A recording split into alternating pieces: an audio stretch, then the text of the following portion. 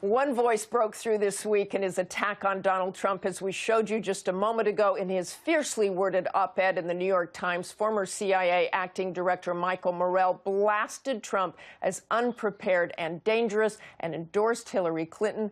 Michael Morell joins us now. Mr. Morell, I want to first get your reaction to what Rudolph Giuliani said. I mean, one thing that struck me right off the bat was what he said about Benghazi. You know, there is this view out there that she lied about what caused the attack, that she said it was the video. I think one of the really interesting things that is in early 2014, the Federal Bureau of Investigation walked into the House Permanent Select Committee on Intelligence, and they said that we believe the video was a motivation in this attack.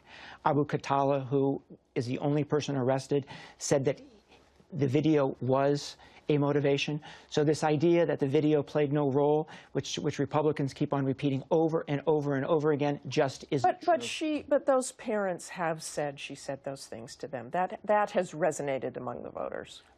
You know, she said it was terrorism, right, to Chelsea. She said to them it was the video. Those two things can both be true at the same time. And it turns out, right, it turns out that the video did play a role in that attack, and Republicans don't want people to believe that. Okay, Mr. Morell, you came out in that strong op-ed, let's go back to that, in support of Hillary Clinton, saying Donald Trump would be a poor, even dangerous commander-in-chief, and referencing his comments about Vladimir Putin, you said, in the intelligence business, we would say that Mr. Putin had recruited Mr. Trump as an unwitting agent of the Russian Federation. Recruited an unwitting agent of the Russian Federation? Do you really believe that? Yes, I do. And look at it from Putin's perspective, right? He's a trained intelligence officer, worked for the KGB, very talented, manipulated people much smarter than Donald Trump.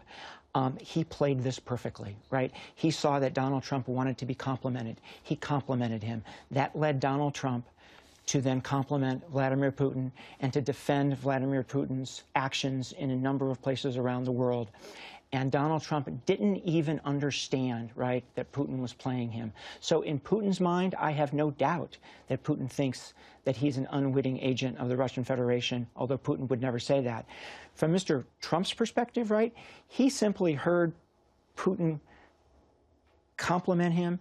He then responded by complimenting him. He never thought that he might be being played. Okay, let's talk about what Donald Trump has said, and others, many others, have said about Hillary Clinton's judgment, especially in light of that email server. Listen to what you said about that email last year. I don't think that was a very good judgment.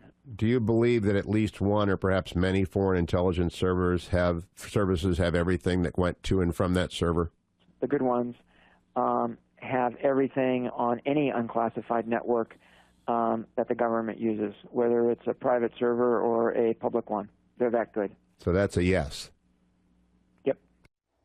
So why should America trust her to be commander-in-chief, since she did expose intelligence to foreign governments and passed classified and very top-secret information back and forth? Yeah, just one comment on what I said previously.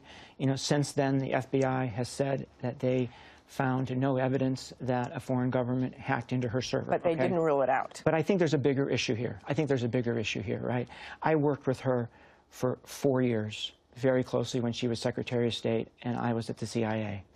I personally provided her some of the most sensitive information that the Central Intelligence Agency has. She never misused it. She always protected it.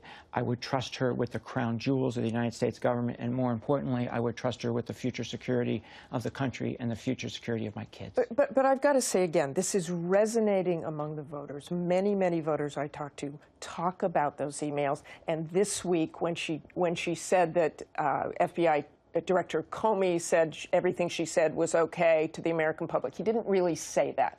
So do you think she's handling this well? So I think there's actually a simple explanation here, right?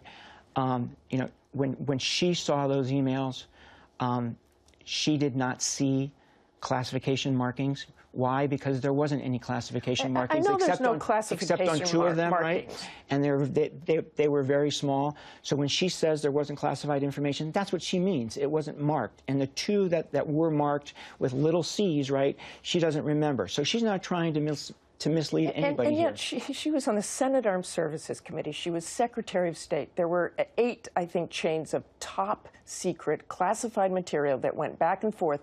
Right, those particular ones weren't marked. But shouldn't she recognize those with her background? Martha, I think what's important here is that she has said repeatedly that the private server setup was a mistake, and if she had to do it over again, she wouldn't, right? She has said that. I think the other important point is that she would be the first to tell you that the processes and systems at the State Department for handling classified information need to be enhanced.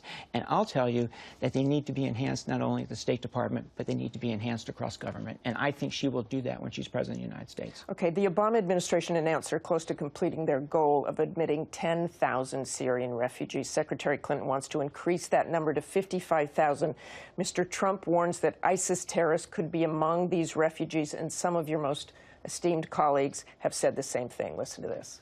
I don't obviously put it past the likes of ISIL to infiltrate operatives among these refugees. The group is probably exploring a variety of means for infiltrating operatives into the West, including in refugee flows. There are certain gaps in the data available to us. We've heard the warnings about lone wolf attacks. So why take the risk of bringing in more refugees?